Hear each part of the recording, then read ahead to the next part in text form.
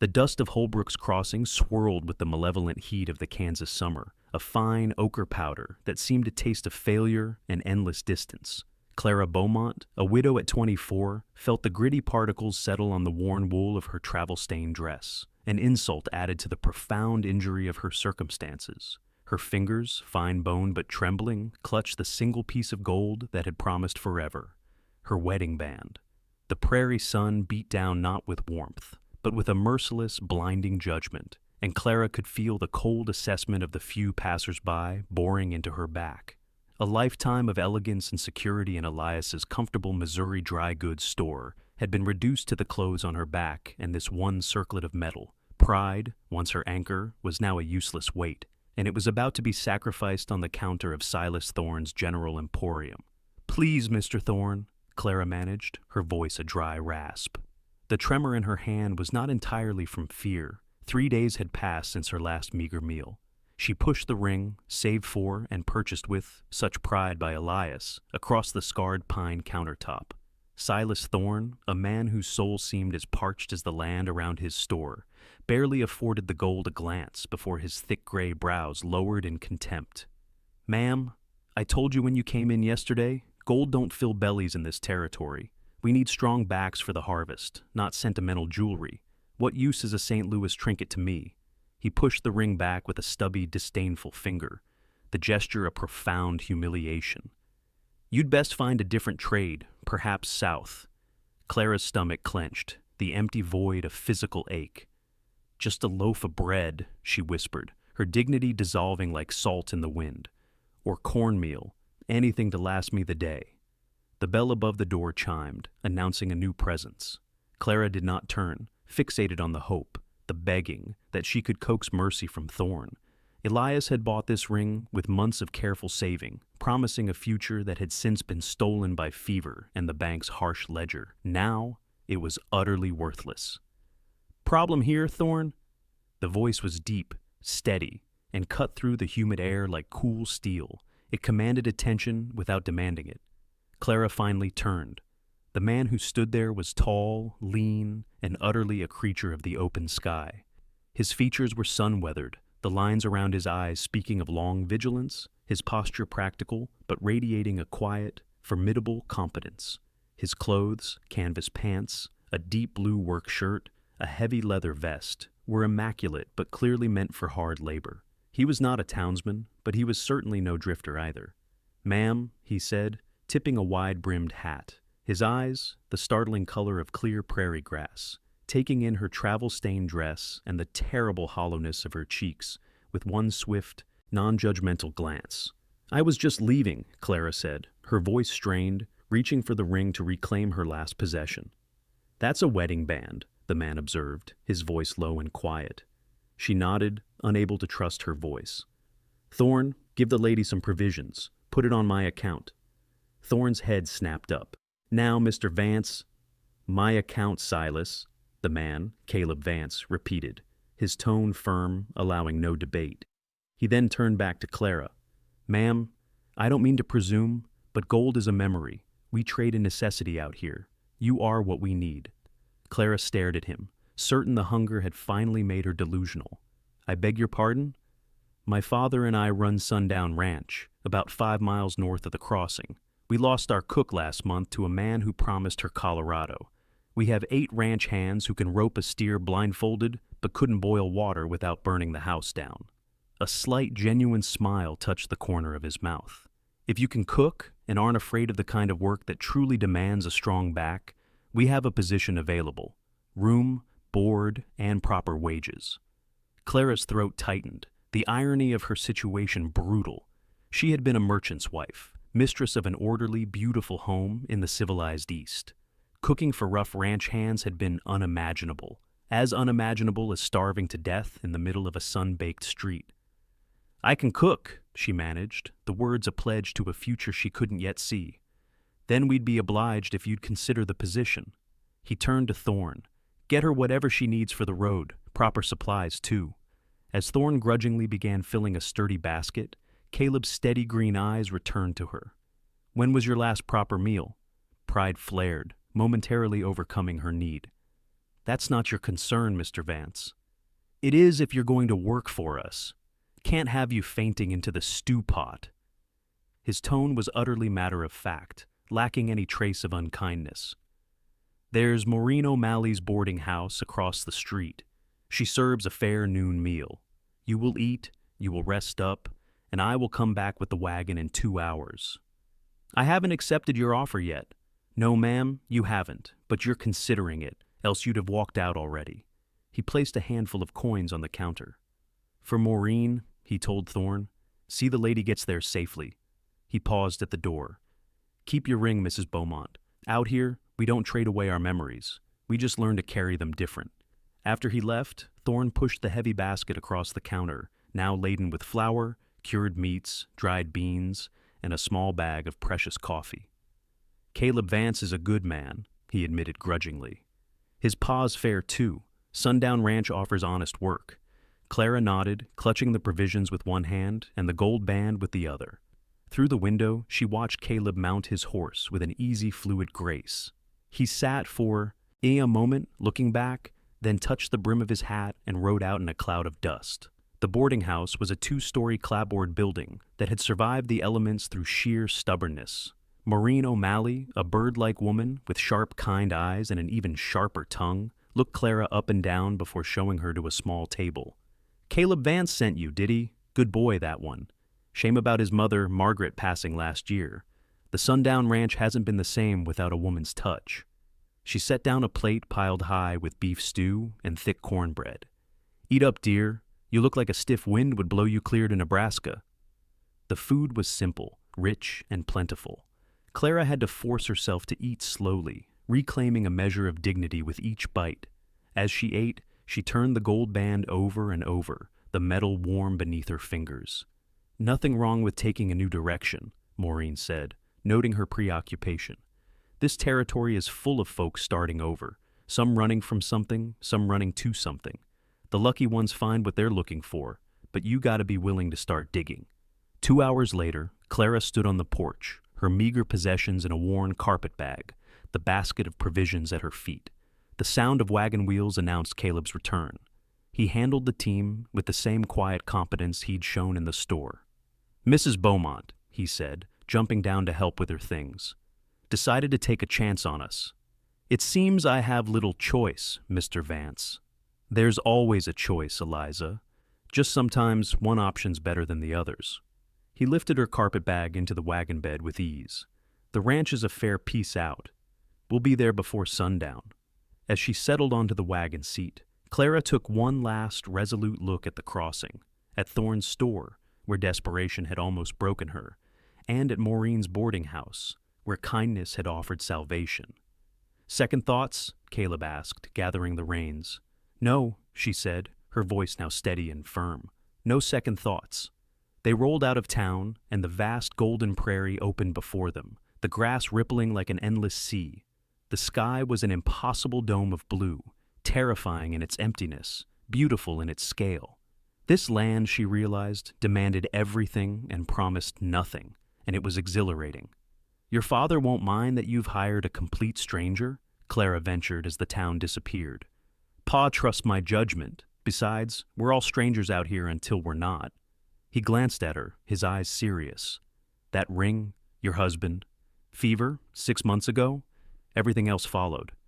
"I'm sorry for your loss, Clara." They rode in silence for a while, only the creak of the wagon and the steady rhythm of the hooves breaking the immense quiet.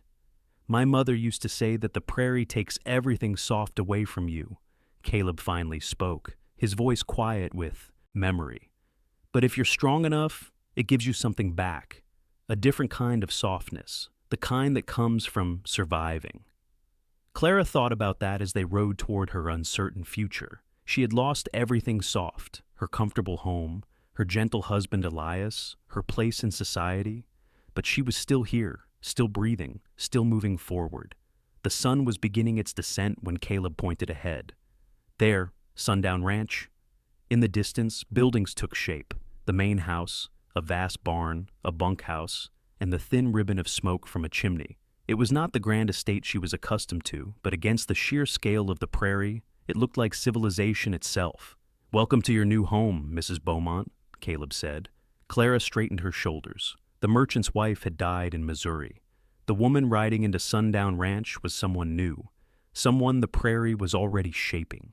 She slipped her wedding ring into her pocket, carrying the memory, but moving toward the future. The wagon rolled to a stop just as the sun touched the horizon. Before Caleb could help her down, the door opened and a man emerged, older, grayer, but bearing the same lean build and steady, penetrating gaze as his son. "Pa, this is Mrs. Beaumont," Caleb said, lifting her carpet bag from the wagon. "She's agreed to take on the cooking." Jedediah Vance studied her with eyes that missed nothing. "Ma'am," he said simply, touching the brim of his hat, "Daniel says you've fallen on hard times."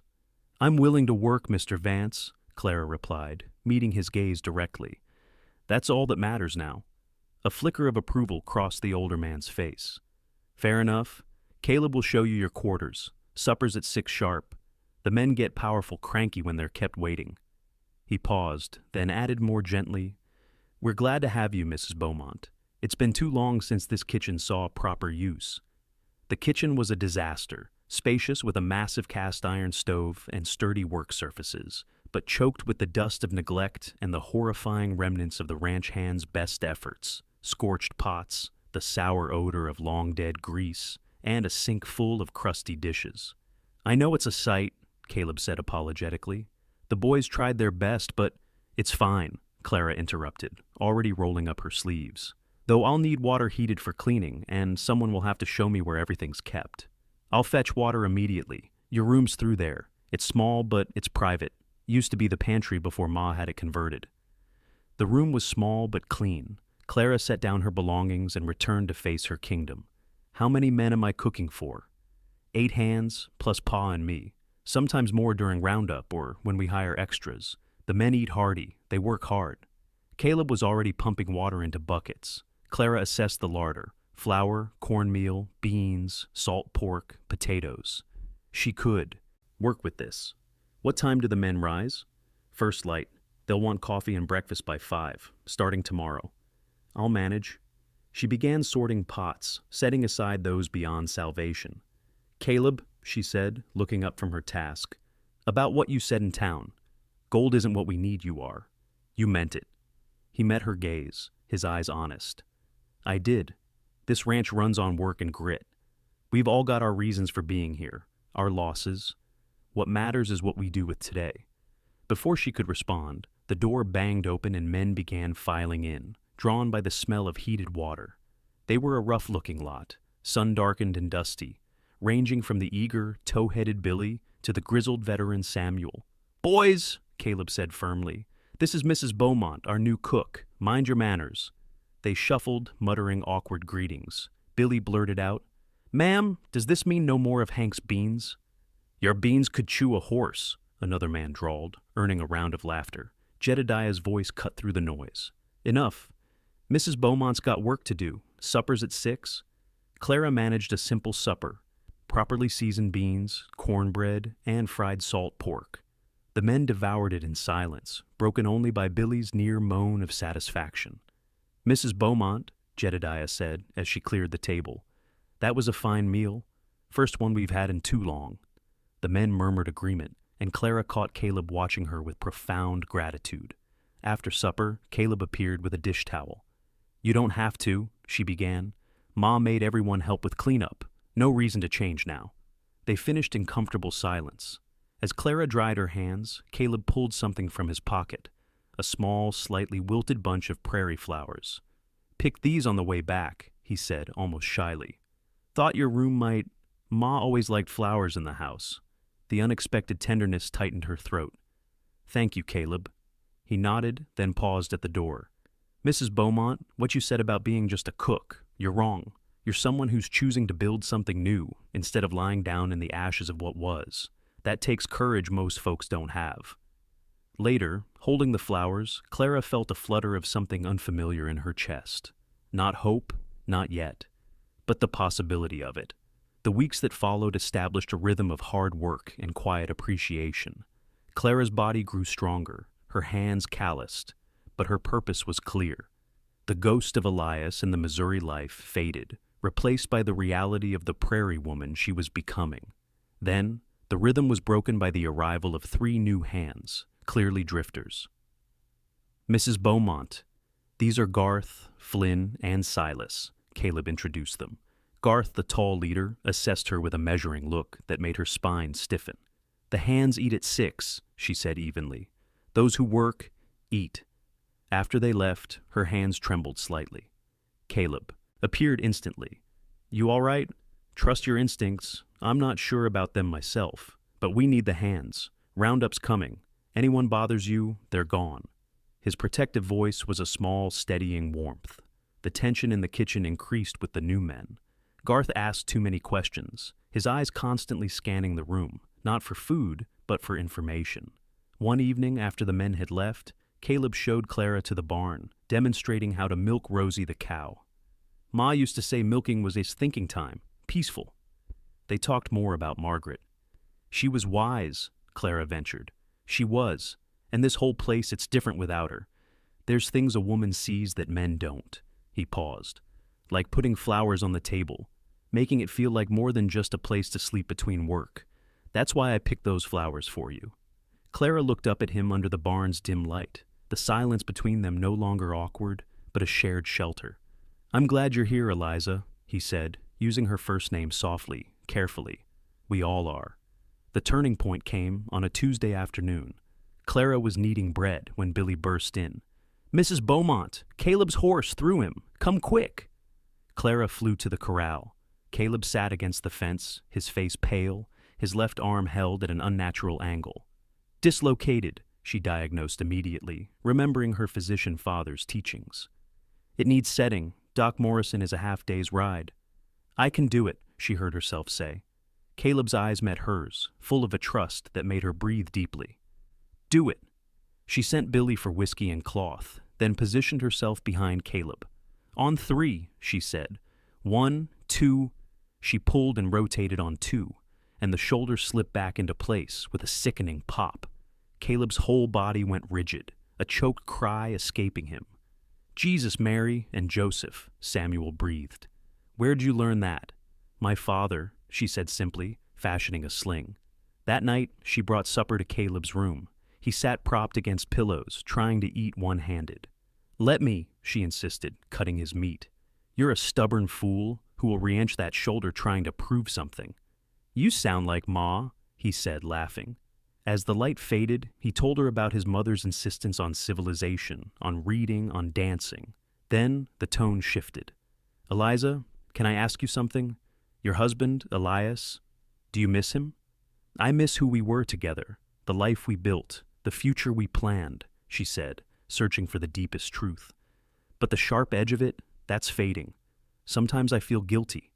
"Ma used to say grief was like prairie fire," Caleb replied, his hand resting near hers. "Burns everything at first, but then new things grow in the ashes. Doesn't mean the old growth didn't matter, just means life keeps on." The conversation drifted to his past, his prior engagement to Catherine, a woman who couldn't bury herself in the wilderness for any man. His jaw tightened. "I need you to know that what I feel for you, it's not just loneliness or convenience. When you're in that kitchen humming, when you gentle that ornery cow, when you stood up to Garth, you're not just surviving this life, you're thriving in it. You're making it better, you're making me better." She reached out, touching his cheek. "I'm not Catherine," she whispered. "No," he agreed, covering her hand with his. "You're Clara, and that's everything." 2 weeks later, on a crisp Sunday afternoon, with the men away, Caleb appeared with 2 horses. "Thought you might like to see more of the ranch, Clara." She untied her apron and mounted the gentle mare. They rode to the hill where Margaret and Caleb's brothers were buried. They stood by the simple crosses. "She'd be glad you're here," Caleb said quietly, "like having life in the house again." "It's just cooking," Clara argued softly. "No," he insisted, turning to face her. "It's more. You're becoming everything to me." "I'm scared," she whispered. "So am I," he said, pulling her hand to his chest. "But maybe being scared together is better than being brave alone." She thought of Elias's gentle voice. "Be happy, Liza. That's all I ever wanted for you." "Maybe," she conceded. As they rode back, the silent awareness between them was electric. That night, Clara took her wedding ring off for the first time. She set it on the washstand, a treasured memory, but no longer a shackle. She was ready. The first sign of trouble came 3 days after the festival. Riders were spotted circling the eastern boundary. That evening, Caleb confirmed it. Fence lines had been cut, 20 head lost, and a water hole fouled. "Rustlers?" Jedediah asked. "Maybe," Caleb said, his eyes flicking to Garth. "Or someone wanting us to think so." The tension was thick. "It's Jasper Kincaid," Samuel muttered later, naming the powerful, unscrupulous owner of a massive neighboring ranch who had long coveted the Sundown Ranch's critical creek access. The harassments continued. Clara, listening to the men debate, finally spoke up. "He wants you chasing shadows while he plans something bigger. What does Kincaid really want?" "The whole valley," Jedediah said grimly. "We control the best water access." "Then that's what he'll come for," Clara concluded. "Not your cattle, your water." That night, as Caleb walked her to her room, he confessed his worry. "If Kincaid makes a real move, then we'll face it," she said firmly. "Together." He pulled her close. "I love you, Clara."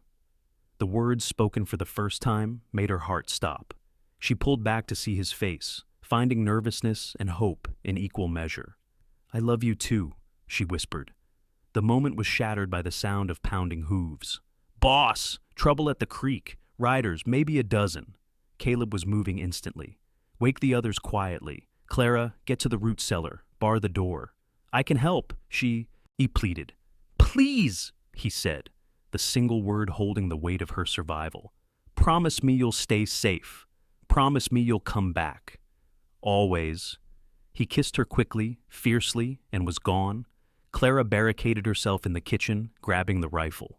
She watched the loyal hands head out, noting with dread that Garth and his men were slow to respond to the alarm. Gunfire erupted, not distant pops, but the crackle of a full-fledged battle. Then the kitchen door burst open. Clara swung the rifle up, but it was Billy, blood streaming from his forehead. "Mrs. Beaumont, Caleb sent me. He's hurt, needs—" His words were cut off as Garth appeared behind him, shoving the boy aside. The foreman's clothes were clean. "Well now," Garth drawled, his smile cold. "Mr. Kincaid's paying good money for information. Didn't expect a bonus like you, though." "Get out," Clara said, the rifle steady. "I said get out." Garth took a step closer, contempt clear in his eyes. "Where's your protector now?" "Right here." Caleb stood in the doorway, left arm hanging useless, blood soaking his shirt, but the gun in his right hand was rock steady, pointed at Garth's head. "Drop your gun. Slow." Garth's hand twitched toward his holster. 2 shots rang out simultaneously. Garth crumpled, clutching his shoulder. Caleb staggered, smoke rising from his Colt. "Anyone else?" Caleb asked the darkness. Flynn appeared, hands raised. "I'm done." Silas lit out. Garth was the only one taking Kincaid's money. "Then you'd best start riding. Don't stop till you hit Colorado." Only then did Caleb's strength fail. Clara caught him as he fell, easing him to the floor. Blood pulsed from a wound high on his chest. "Don't you dare," she said fiercely, pressing her hand against the wound. "You promised to come back." "Did come back," he managed, his voice weak. "Others coming." "Hush." As Jedediah and the other men burst in, Clara took charge, her father's training taking over. "Bullet still in there. Missed the lung, but he's losing blood fast. Billy, water boiling now." "Talk to me," she commanded Caleb as she worked. "Stay awake, bossy." "Then you'll love being married to me," she said without thinking, focusing on stemming the bleeding. Caleb's eyes sharpened. "That a proposal? Maybe you'll have to live to find out." The doctor arrived at dawn, praising Clara's field treatment. Kincaid's men had retreated, driven off by the fierce resistance and the arrival of neighboring ranchers. "Kincaid won't try again soon," Samuel assured them. Through it all, Clara refused to leave Caleb's side. When the bullet was out, the fever broken, and he finally opened clear eyes and spoke her name, she smoothed his hair back. "Did you mean it about marrying? Which one of us proposed to which?" "Yes, Clara. If you'll have a broken-down rancher with a tendency toward heroics, I suppose someone has to keep you from getting yourself killed." She leaned down and kissed him. "Yes, Caleb, Vance. Yes, to everything. The attack came again at dawn, 2 weeks after Caleb had risen from his sickbed. Clara woke to the thunder of hooves and the crackle of rifles. Through the window, she saw 20 riders streaming across the prairie. Jasper Kincaid had hired more guns, determined to take the ranch once and for all. She grabbed her rifle and ran to the kitchen. Caleb was already there, his chest still bandaged. "I told you to stay in your room. And I told you I'm not the hiding type. How many?" A bullet shattered the window beside them. Clara dropped, then rose to return fire, forcing the attackers to veer off. "Where did a merchant's wife learn to shoot?" Caleb asked, impressed. "My father insisted, said a woman alone should know how to defend herself." The gunfire intensified. "The barn," Caleb muttered, recognizing the target. "They're going for the horses." Caleb started to move, but Clara caught his arm. "You're wounded. I'll go. I'm faster, and they won't expect it." Before he could protest, she was out the back door, running low. She made it to the barn, finding Samuel and 2 hands crouched behind hay bales. Through the doors, she saw Kincaid himself leading the charge. "We'll never hold," Samuel said. "The horses!" Clara cried, an idea striking her. "Stampede them out, just as Kincaid's men charge." They worked quickly, opening stalls. "Now!" Clara shouted. They fired into the air and slapped the horses' rumps, sending the terrified animals bolting through the wide doors. 20 horses in full panic met 20 charging riders head-on. The collision was chaos. The charge broke apart. "The house!" Samuel pointed. Kincaid's men had set a torch to the porch. Clara ran back, bursting into the kitchen to find Caleb fighting the flames with water buckets, his bandages seeping red. "Stubborn man," she gasped, grabbing another bucket. "Stubborn woman," he countered. As they fought the fire, a figure appeared in the doorway. Jasper Kincaid, clothes dusty, eyes burning with fury, a pistol aimed at them. "Should have sold when I offered, Harper," he snarled. "Now I'll take it all, including your woman." "The only thing you'll take is a bullet," Caleb said evenly, though his gun was across the room. "From who? Your unarmed boy." "He's not alone." Jedediah stood behind Kincaid, his Sharps rifle pressed to the land grabber's spine. "Drop it, Clayton. Game's over." Kincaid's face twisted with rage, and he started to turn. 3 shots rang out almost simultaneously. Kincaid fell. Clara lowered her smoking Colt, her bullet having caught his shoulder, just as Jedediah's hit his leg, and Caleb's expertly thrown knife protruded from his gun hand. "Nice shooting," Caleb said, quiet astonishment in his voice. "All of us."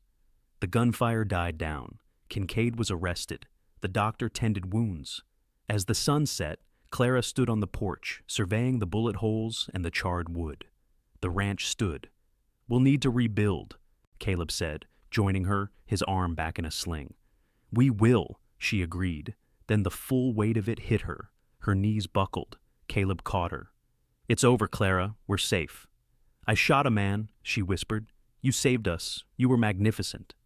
"Is this what life will always be like?" she asked, shaky. "Sometimes," he admitted, "but not always. Most days will be quiet. Cooking breakfast, tending cattle, watching sunsets, raising children who will be too stubborn for their own good." Despite everything, warmth bloomed in her chest. "If you want, when you're ready." "Today was proof," she interrupted. "Proof that I belong here, that this is home, that what we're building is worth fighting for." "Marry me soon," he said against her lips. "I don't want to wait." "Next week," she agreed, "as soon as you can stand upright for the ceremony." The wedding was simple, held a week later in the yard. Clara wore Margaret Vance's comb, her own cream-colored dress, and Caleb slipped a plain, solid gold band onto her finger. Half the county was there, gathered to witness a victory for life and community. As the sun set, they climbed the small hill to Margaret's grave. "I'll take care of them," Clara promised the quiet markers. "Your husband, your son, this land you loved, I'll tend it all like you would have wanted." "No regrets?" Caleb asked. "None," she said firmly. "I found what I really needed." Later that night, standing in their kitchen, Caleb drew her close. "Happy?" "More than I knew was possible." She thought again of her first wedding ring, resting peacefully in a drawer upstairs. a treasured memory that no longer held her captive. She had learned to carry her past differently. "I was thinking about gold," she said, "and how you were right. Gold wasn't what this place needed. It needed someone too stubborn to quit." "It needed you," he corrected, kissing her, soft and sweet and full of promise. They climbed the stairs together, to begin the life they had fought so hard to claim. Tomorrow, she would be back at the stove, brewing coffee strong enough to wake cowboys and making biscuits light enough to earn Billy's continued devotion. She was Clara Harper, prairie wife, walking into her future with clear eyes and an open heart, ready for whatever storms or sunshine lay ahead. The frontier had tested her and found her worthy. Thank you for enjoying this Wild West love story. Where are you reading this tale from? Please comment below and let us know. We love connecting with readers from around the world. Don't forget to subscribe to the Sundown Ranch channel and share your thoughts about Clara and Caleb's journey. Did their story of courage and hope touch your heart? We'd love to hear what you think. The morning after her arrival at Sundown Ranch, Clara Beaumont was awake before the prairie had fully shed its shadows. The rooster's crow was a familiar sound, but the biting cold of the kitchen was not. She coaxed life from the banked embers in the cast-iron stove, her hands finding a surprising innate grace with the heavy iron and wood. This wasn't the dainty gas range of her Missouri home. This was a beast that demanded respect, and Clara gave it. While the water heated, she mixed biscuit dough, kneading with a focused energy that transformed her tired muscles. By the time the first boots sounded on the porch, the aroma of brewing coffee, strong enough as she had promised herself, to float a horseshoe, and the comforting scent of baking bread filled the air. At precisely 5 o'clock, the kitchen door swung open to admit Billy, the tow-headed boy, his eyes wide and hopeful. "Morning, ma'am. That coffee I smell." "It'll be ready when you are," Clara replied briskly, tempering the words with a small, genuine smile. "Breakfast at 5 means breakfast at 5, not a moment before." He grinned and retreated to wait with the others. When she opened the door, the men filed in with an order they hadn't displayed the night before, settling into what were clearly their established places. Caleb nodded to her as he passed, his shirt already bearing the signs of morning chores, hay and horsehair clinging to the denim. "Horses don't care what time a man rises," he murmured, catching her eye. She served quickly, biscuits so light they seemed to sigh when split. Thick gravy made from the previous night's rendered fat, fried potatoes, and slices of salt pork. The coffee disappeared so fast she had to brew a second pot immediately. Jedediah watched her with a steady, paternal gaze.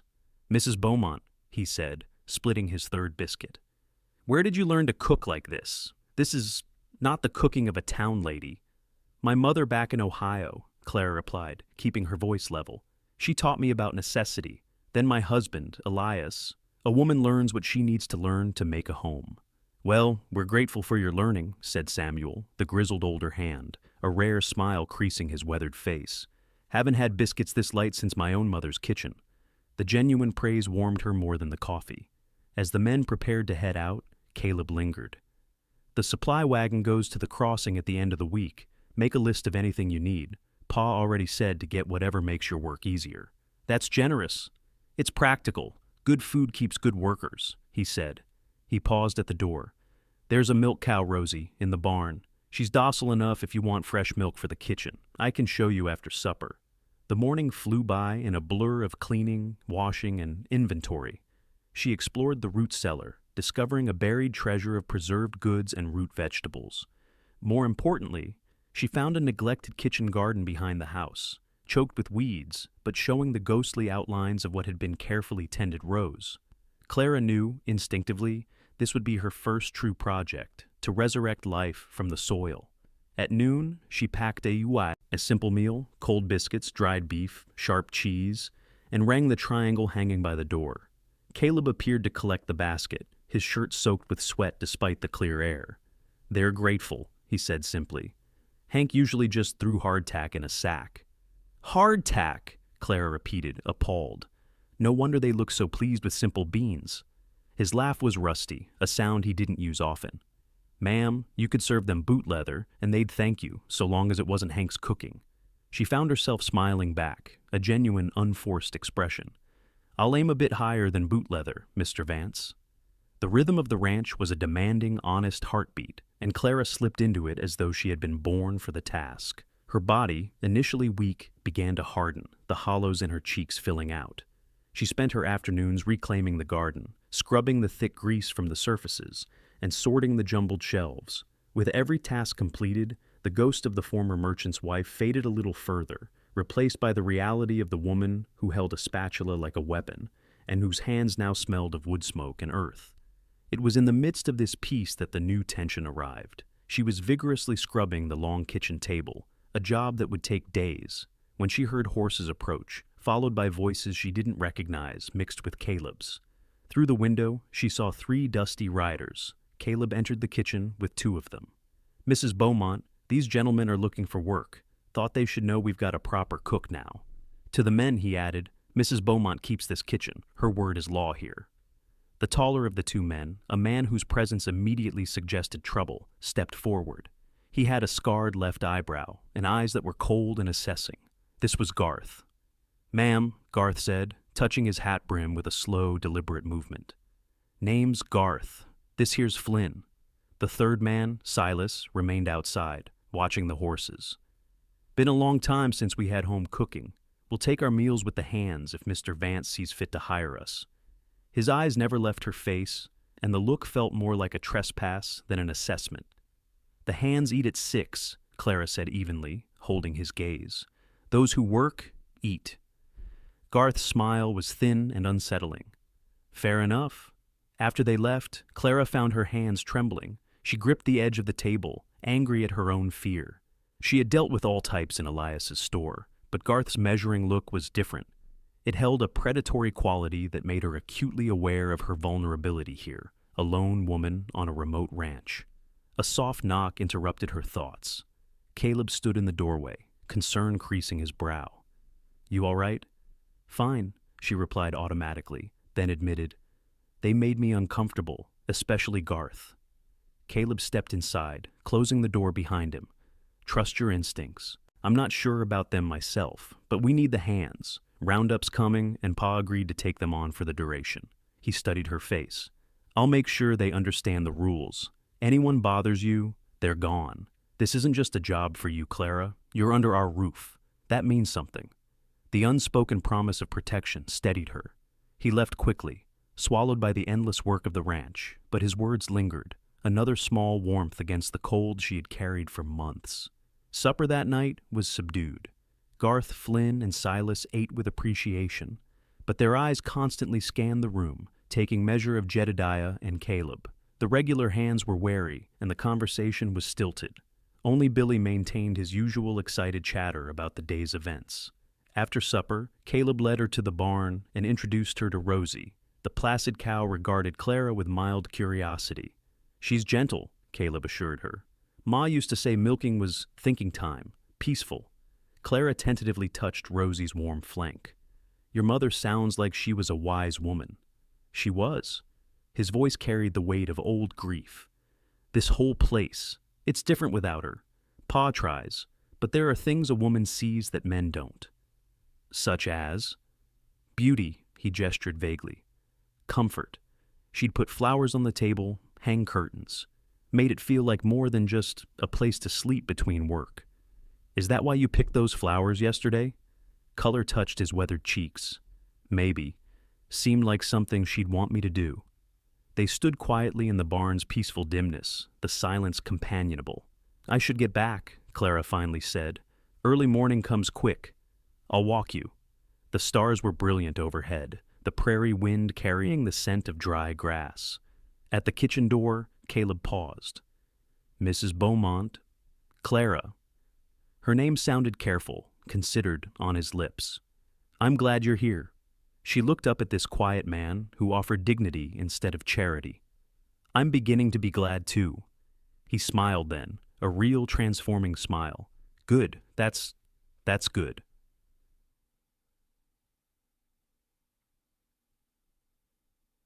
The weeks bled into the vibrant, shimmering heat of late spring.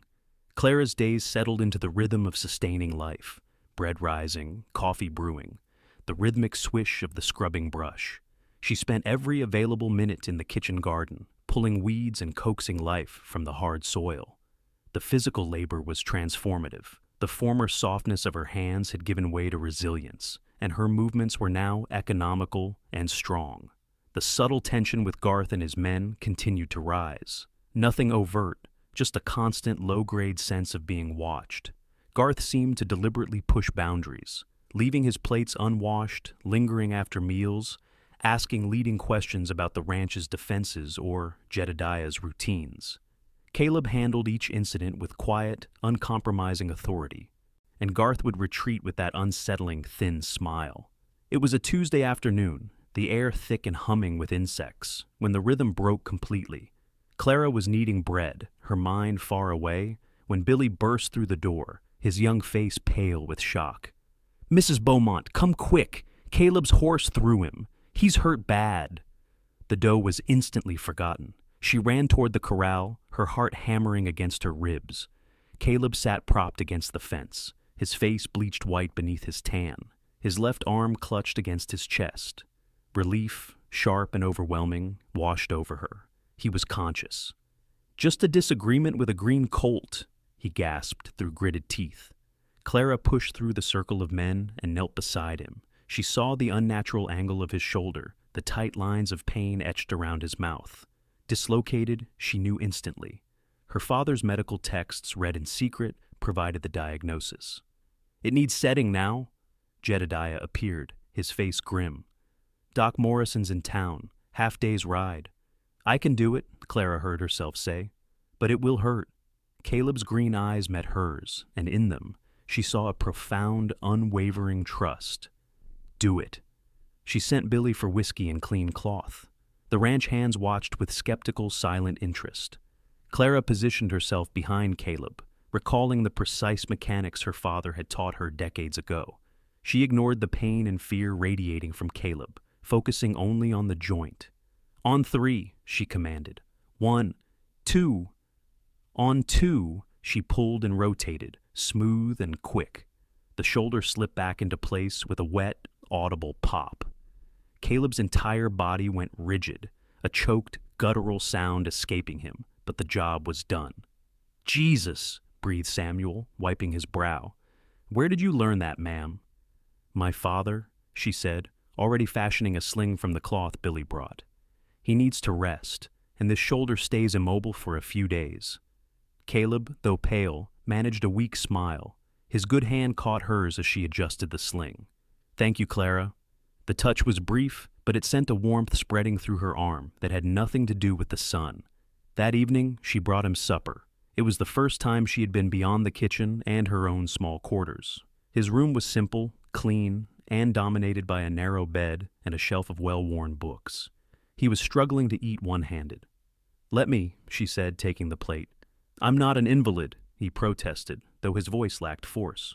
"No, you're a stubborn fool who will re-injure that shoulder trying to prove something," she countered, cutting his meat into manageable pieces.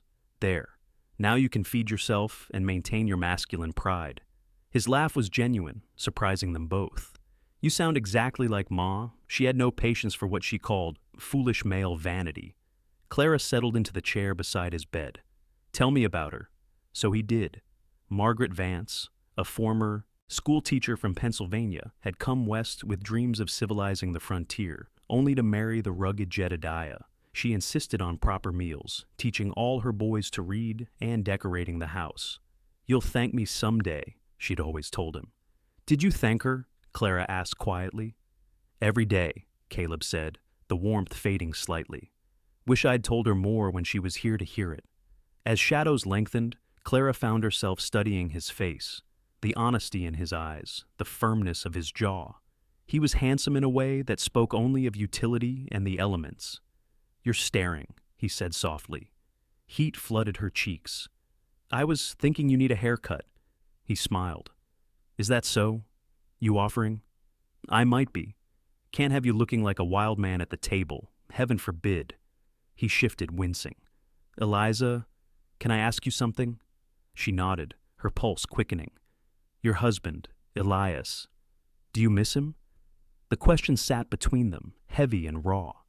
"I miss who we were together, the life we built, the future we planned," she repeated, searching for the deep truth that had eluded her in the crossing. But the sharp edge of it, that's fading. Sometimes I feel guilty about that, like I'm betraying him. Ma used to say grief was like prairie fire, Caleb said, his voice low. Burns everything at first. But then new things grow in the ashes. Doesn't mean the old growth didn't matter, just means life keeps on. Your mother was full of wisdom. She was full of something, he said with a slight smile. Pa called it Irish stubbornness. And did you inherit this Irish stubbornness? Why do you think I tried to ride that green colt? She laughed then, real and unforced, and saw something shift in his expression. His good hand moved toward hers on the armrest, stopping just short of touching. Clara, he said quietly. Mrs. Beaumont! Billy's voice from downstairs broke the moment. Sorry to bother, but Flynn's asking about seconds, and Hank said to tell him.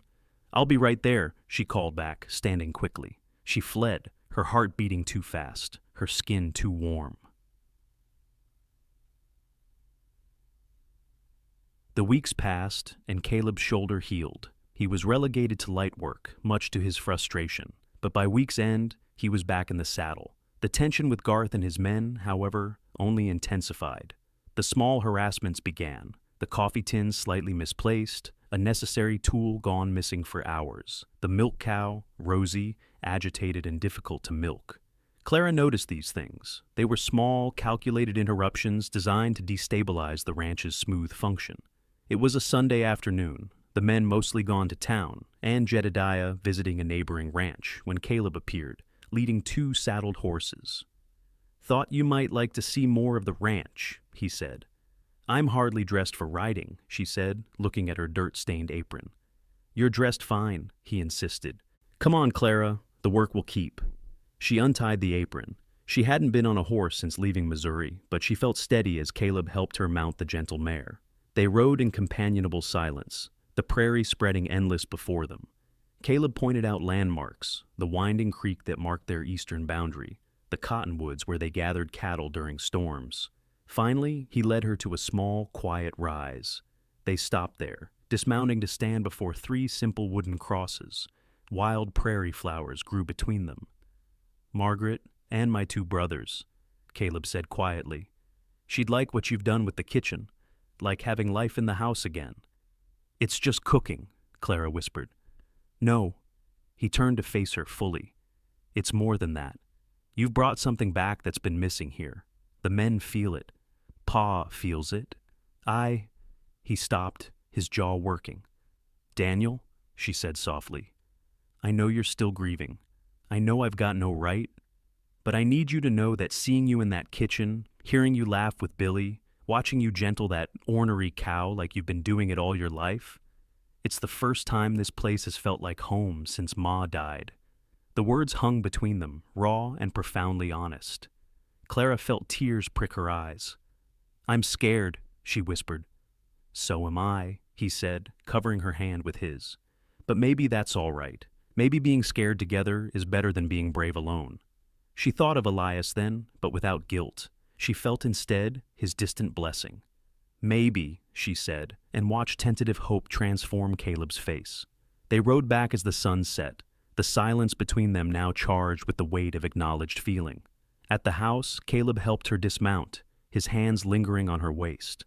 Thank you, she said, for showing me the ranch, for... She couldn't finish, but he seemed to understand. Always, he said simply. Later that night, in her room, Clara performed her ritual. She took off her wedding ring, the small gold circle that had once been everything. She held it to the lamplight, then, with a resolute sigh, opened the small drawer of the washstand and placed it gently inside. It was not discarded, not forgotten, but put away. She was ready for what came next.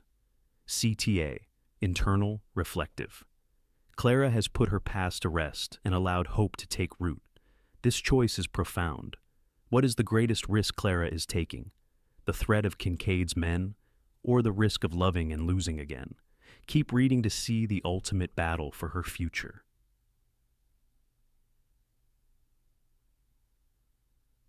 The autumn air carried a sharp bite, promising the coming change of seasons.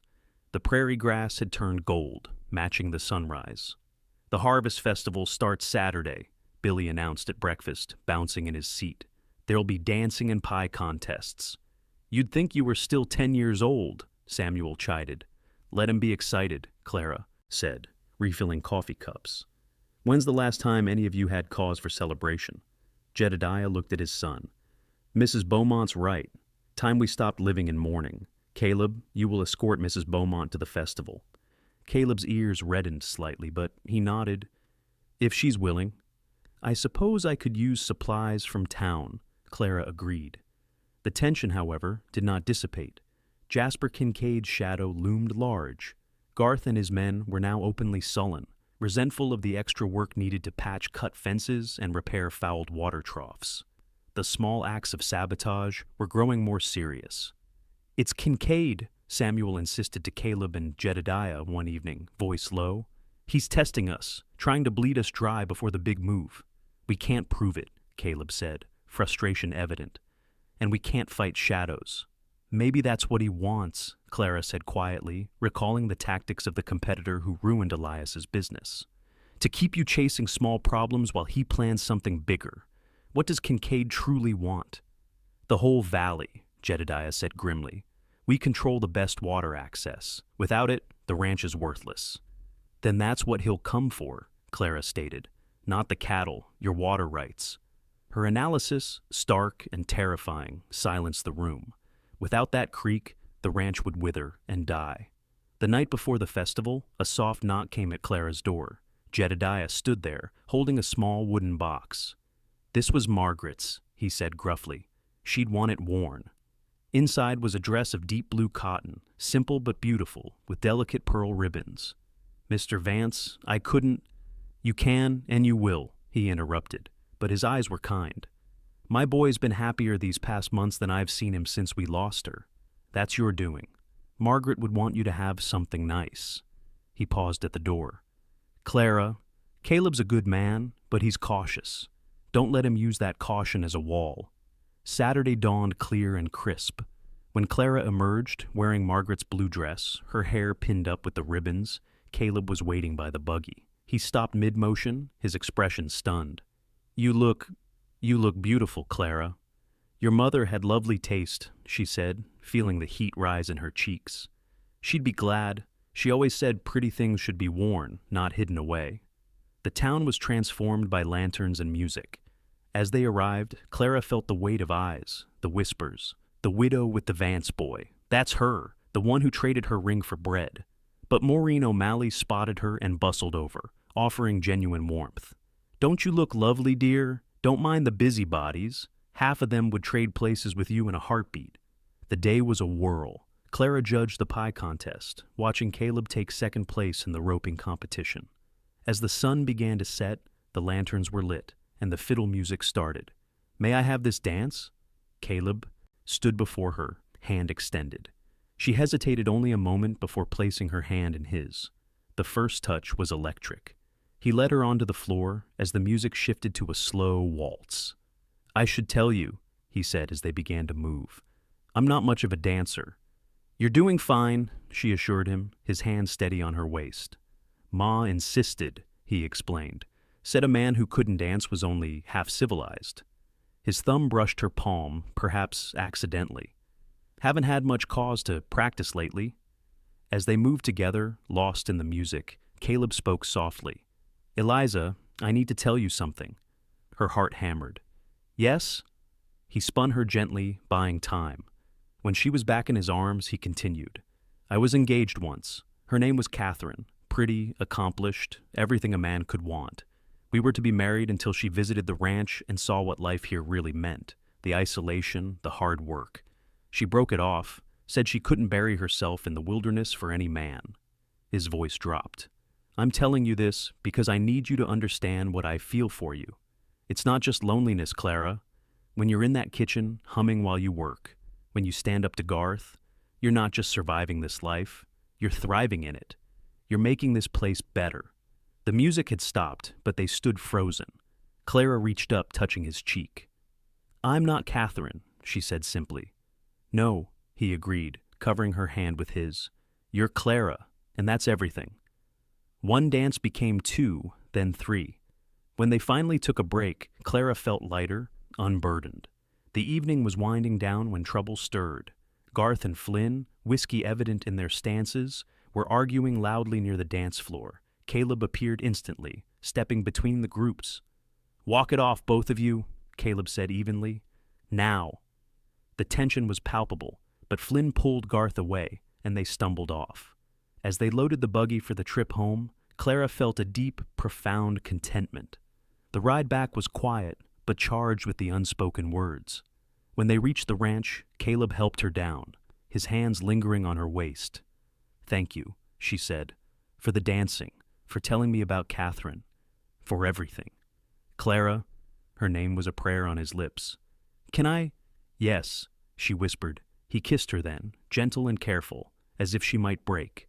When they parted, breathless, he rested his forehead against hers. "I'll court you proper, however you need, however long it takes. Just be yourself," she said. "That's all I need."